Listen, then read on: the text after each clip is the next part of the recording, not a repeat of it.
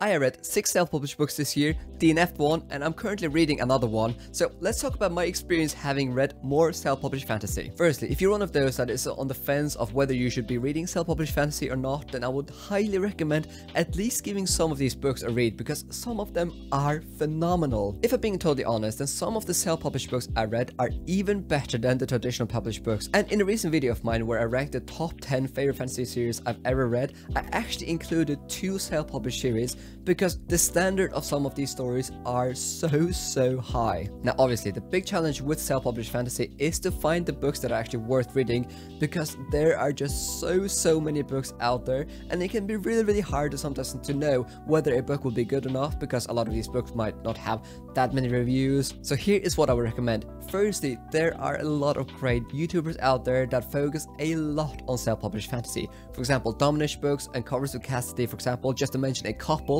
and Patrick Leo, they all review and read self-published fantasy, and I do as well. So definitely find some reviewers that you trust and then read some of their recommendations. And then secondly, maybe follow the SPFBO competition by Mark Lawrence, which is a self-published fantasy competition where each year 300 fantasy books enter into this competition, and you then get one winner. And usually at least the top 10 in that competition are really solid recommendations. So I'll just briefly talk about the 6 books I read, the one I DNF'd, which I think will be a huge surprise for you that actually follow self-published fantasy, and then I'll just briefly mention the book I'm currently reading, which is also a self-published fantasy. Now firstly, Angel Sin by Daniel T. Jackson, which is without a doubt one of the best sequels I've ever read to a series. I gave this novel 5 out of 5 stars. I really feel like I'm gonna repeat myself because I've talked about Ilborn so much, because I want more people to read this trilogy. Or actually I think it's gonna be a quartet. But yeah, please pick up this series. It is so phenomenal. It basically follows 4 individuals that suddenly start to gain supernatural powers,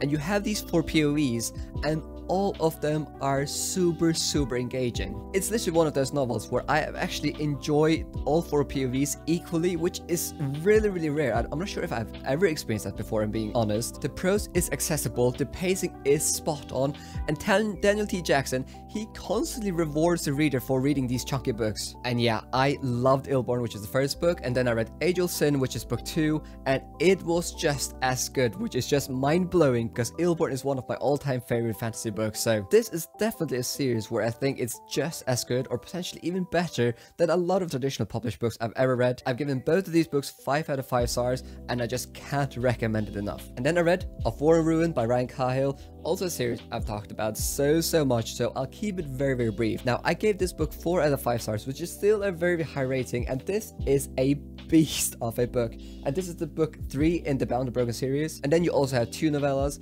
but all I will say here is that if you like John Gwynn's writing, or if you're a fan of epic fantasy told with a modern voice, then this is the series for you. It's brilliantly written, the world building is epic, the characters are wonderful, and Ryan Cahill, he really knows how to pull at your heartstrings, because there are so many amazing character moments in this novel. I don't really have any complaints about the series. I think it's just as good as traditional published fantasy, albeit Of Blood and Fire, which is the first book in the series. It's not a bad book, but it's very reminiscent of a lot of other traditional fantasies, which might be a reason why this series wasn't picked up by a publisher. But yeah, really, if you read self-published fantasy, then you've seen this series like 100 times, I'm sure, because almost everyone raves about it at the moment. And then I read A Sorrow Named Joy by Sarah Chorn, which is a short fantasy novella, and I had a great time with this one as well. It's only around 100 pages, so I read it in one sitting, and it's basically a novella that kind of blends sci-fi elements and also some fantastical elements, and Sarah's prose is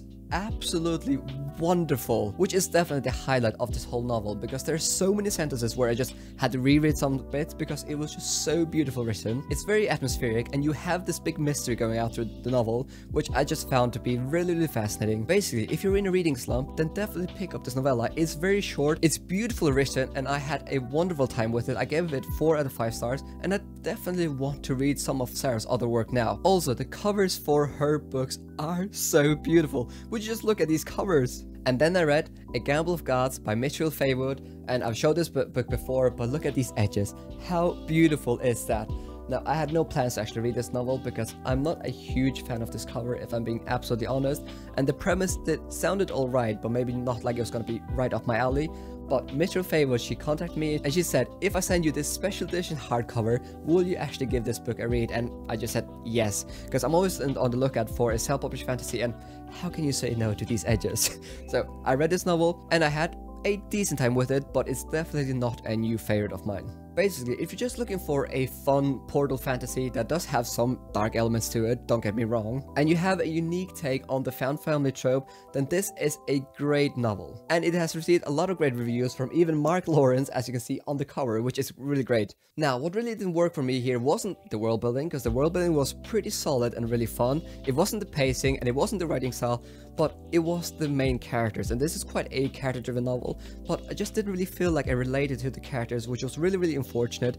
And some of these characters, especially one of them, they experienced something absolutely horrendous and traumatic in the beginning of this book, and I was just quite confused about how the author handled that traumatic event, because it almost felt like this character was just able to brush it off and go on with his life, which I just didn't find to be that realistic. But nonetheless, it is a really fun novel, and I really think that if you enjoy portal fantasy, or if you enjoy the found family trope, then definitely pick up this novel, because there are definitely a lot of unique things about this one, and I do believe that there are readers out there that would actually absolutely love this novel. But yeah, I gave it 3 out of 5 stars. And then I read The Way of a Dan by Philip Chase. Now, I made a full spoiler-free review on my channel, but all I will say here is that if you're looking for a traditional fantasy with beautiful prose, then this is a great book. Now, The Way of a Dan doesn't really bring anything really new or revolutionary to the genre, but it is a solid traditional classic fantasy. And what I really enjoyed about this book is its exploration of religion, which I found to be absolutely fascinating. But I will say that if you love modern fantasy, then I really think that The Way of Dan will not be the novel for you, because the prose is almost Tolkien-esque,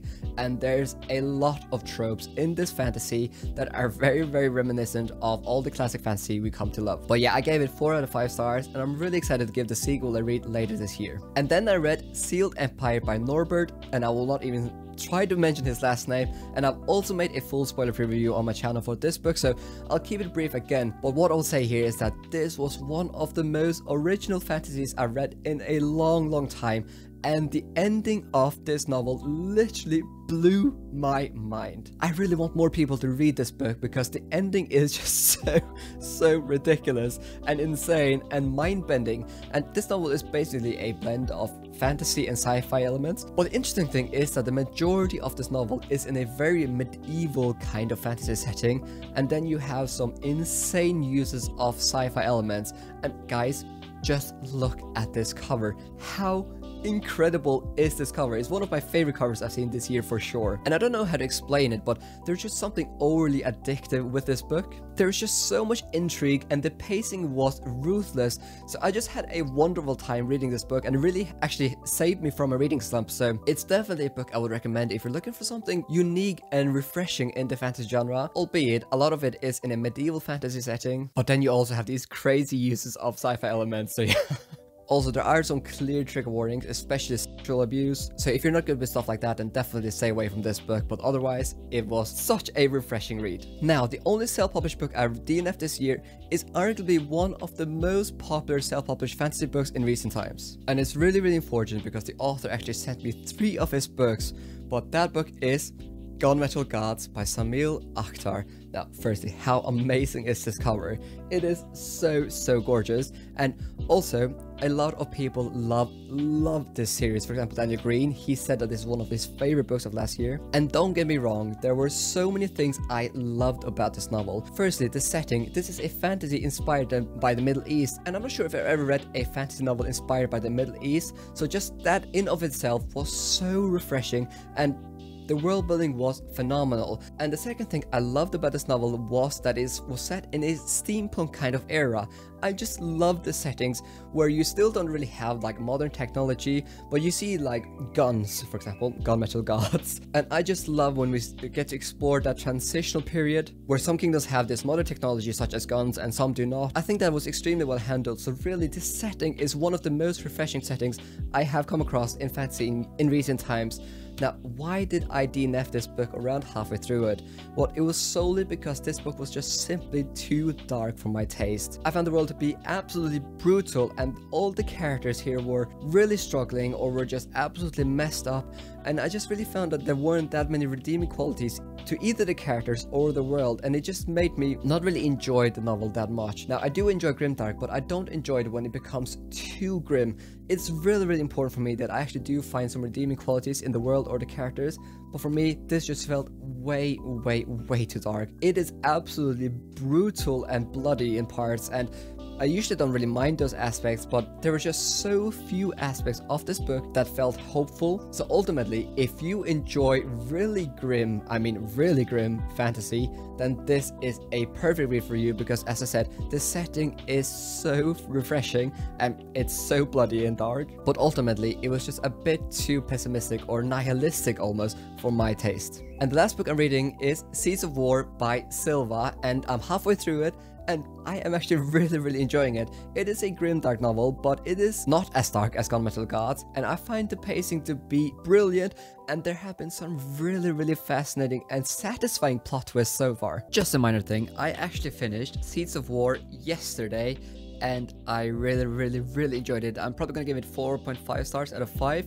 It was just great pacing, great characters, a lot of intrigue. It's grim, but not overly grim, and the magic system is really cool, and how beautiful is this? So yeah, definitely would recommend. So those are the self-published books I read this year, and I really hope that you will pick up some of these or maybe some other self-published books, because there are some real gems out there. If you have any recommendations for some self-published books you would love to see me read, definitely let me know. And as always, thank you so much for watching, and a special thanks to my patrons who support what I do here. I really appreciate it.